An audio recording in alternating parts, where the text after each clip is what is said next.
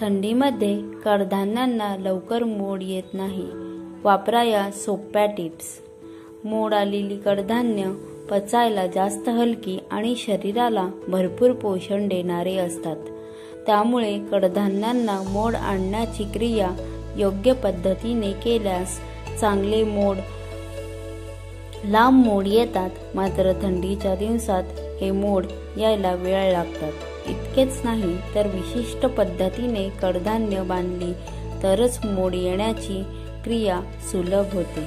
पाहूया कडधान्यांना मोड येण्यासाठी नेमकी कोणती पद्धत वापरायला हवी.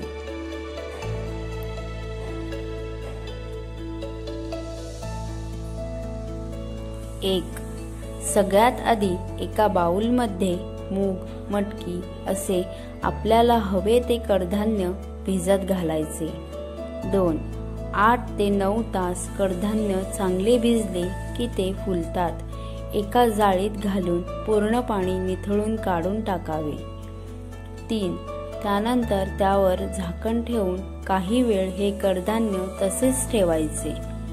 4. मग एक पातळ सुती फडकी घेऊन त्यावर हे कडधान्य काढायचे. कडधान्य थोडे वाळलेले असल्याने हे फडके खालच्या बाजूने थोडे ओले करावे.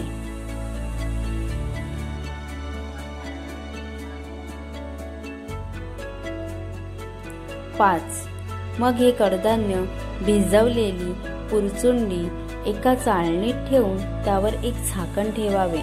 साधारण 7 ते 8 तास कडधान्य असेच ठेवावे. त्यामुळे त्याला चांगले मोड येतात. 6.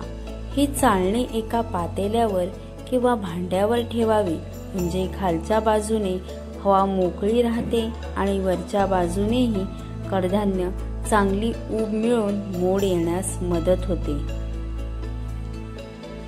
अशा प्रकारे आपण कडधान्यांना कसं मोड काढायचं हे या व्हिडिओमध्ये पाहिलं आहे.